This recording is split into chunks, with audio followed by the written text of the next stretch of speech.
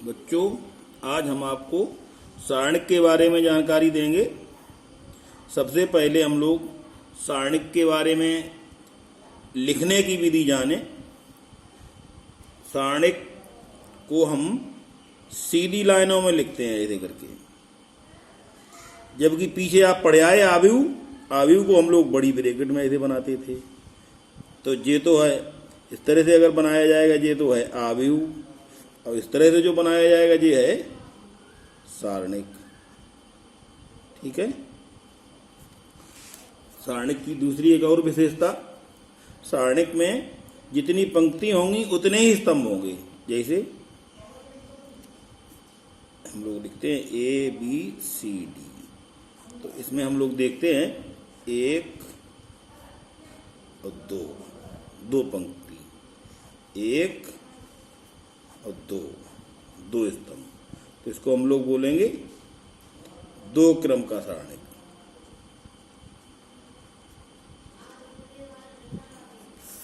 तीन क्रम का एक और उदाहरण देते हैं हम लोग। एक दो तीन, दो तीन एक, तीन दो एक। तो इसमें देखो हम लोग देखते हैं एक दो तीन पंक्ति, R1 R2 R3। इसी तरह देखो एक दो तीन स्तंभ, C1 C2 C3। C1 नाम पहले कॉलम का, C2 नाम दूसरे कॉलम का, C3 नाम तीसरे कॉलम का। इसी तरह से R1 नाम पहली पंक्ति का, R2 नाम दूसरी पंक्ति का, R3 तीसरी पंक्ति का। तो ये कहलाता है तीन क्रम का सारणिक। ठीक है। अब सारणिक को हल करने के लिए हम बताते हैं आपको कैसे हल होगा। तो सबसे पहला सारणिक का जो हल करने का तरीका है वो प्रसार है। यदि हम एक सारणिक लिखते हैं यहाँ पर 2 5 3 6, कैसे हल कर देंगे? देखो बहुत ही आसान, विकर्णता गुणा करेंगे हम लोग ऐसे करके। इसको हम लोग कहते थे पीछे क्लासों में वज्र गुणन। तो वज्र गुणन से सारणिक हल होता है। हम लोग 2 का गुणा 6 में करेंगे, 2 छक्का 12, फिर आगे चिन्ह माइनस का लेंगे और 5 का गुणा 3 में कर देंगे। तो 5 3 15 बराबर हो जाएगा 12 - 15 -3। तो ये अगर 2 क्रम का सारणिक है तो बहुत ही आसानी से हो जाएगा। अगर सारणिक हमारा 3 क्रम का है तो कैसे करेंगे? तो ये भी हम आपको बताते हैं। 1 3 2 2 1 3 4 2 1। देखो क्या करेंगे हम लोग, इसका प्रसार, क्योंकि ये 3 क्रम का सारणिक है तो हम लोग क्या करेंगे, या तो पंक्ति से करेंगे सरल या स्तंभ से। ये हमारी स्वतंत्रता है, हम लोग पंक्ति से भी कर सकते हैं, स्तंभ से भी कर सकते हैं, लेकिन हम आपको अभी पंक्ति से सरल करना बताएंगे। तो पहली पंक्ति में 3 अवयव हैं, 1 3 2। तो हम लोग अगर एक पहले वाले अवयव से हल करते हैं तो पहले वाले अवयव को हल करने में हम लोग क्या करेंगे, इस सारणिक का छोटा हिस्सा एक बनाएंगे जिसका नाम होगा उप सारणिक। तो वो कैसे बनाया जाता है, हम लोग अगर एक को हल करते हैं तो एक के सामने जो पंक्ति आती है वो छोड़ेंगे, और एक के सामने जो स्तंभ आता है वो भी छोड़ेंगे, और शेष बचा हुआ सारणिक लिख लेंगे जिसका नाम हम लोग कहेंगे उप सारणिक, और एक यहाँ पे गुणा में लिख देंगे। तो उप सारणिक में आएंगे 1 3 2 1। अब पहली पंक्ति का दूसरा अवयव 3 है, इसको हम लोग माइनस चिन्ह के साथ लिखेंगे, क्योंकि सारणिक हल करते टाइम पे ये भी ध्यान रखा जाएगा कि पहले पद पे प्लस का चिन्ह, दूसरे पद पे माइनस का चिन्ह, तीसरे पद पे प्लस का चिन्ह, फिर इसी तरह से चलता रहे तो अल्टरनेट चिन्ह होता है। तो हम लोग 3 को जब हल करेंगे तो 3 जो है हम लोग देखते हैं इस पंक्ति में तो पहले में आता है लेकिन स्तंभ में दूसरे पे पड़ता है। तो पहली पंक्ति छोड़ेंगे और दूसरा स्तंभ छोड़ेंगे, तब हमको जो पद बचते हैं 2 3 4 1, 2 3 4 1। इसी तरह अगला पद लेंगे 2, ये 2 है, देखो इसमें प्लस लगाएंगे चिन्ह, क्योंकि नियम है पहला प्लस, दूसरा माइनस, तीसरा प्लस। अब 2 हम लोग देखते हैं, पहली पंक्ति के अंतर्गत है और स्तंभ में तीसरे के अंतर्गत है, तो पहली पंक्ति छोड़ेंगे और तीसरा स्तंभ छोड़ेंगे। अब जो बचेगा, जो पद बचेंगे उसमें 2 1 4 2, तो 2 1 4 2। अब आगे हल करने का तरीका वही, एक तो गुणा में है ये, इसमें ब्रैकेट लगा देंगे, तो 1 एकन 1, फिर माइनस देंगे, 3 दूनी 6 माइनस 3। इसी तरह इसमें भी 2 एकन 2। ये ध्यान रखा जाए, गुणा करते पर मुख्य विकर्ण का गुणा पहले और बाद वाले विकर्ण का बाद में, और बीच में माइनस का चिन्ह। तो 2 एकन 2, 4 तियां 12 माइनस प्लस 2, और उसमें 2 दूनी 4 माइनस 4। अब देखो 1 गुणे 5 माइनस 3 गुणे माइनस 10 प्लस 2 गुणे 0। देखो 5 प्लस 30 माइनस प्लस 0, इसका हल आया 35। तो ये सारणिक के हल करने का तरीका है, जिसको हम लोग कहते हैं प्रसार विधि। सारणिक के हल करने के और तरीके हैं, अगले वीडियो में बताएंगे। हम लोग अब एक्सरसाइज लेते हैं 4.1। इसका पहला सवाल है, लिखते हैं हम लोग, सारणिक दिया हुआ है 2 4 माइनस 5 माइनस 1। ये हल करना है बहुत ही आसान से। देखो 2 का गुणा माइनस 1 से, तो माइनस के 2, माइनस 5 का गुणा 4 से, तो माइनस के 20। देखो माइनस 2 प्लस 20, इसका आंसर आया 18। ठीक है। दूसरा सवाल और लिखते हैं हम, जब आप हल करेंगे तो आपके समझ में स्वयं आएगा। देखो यह cos theta sine theta minus sine theta cos theta,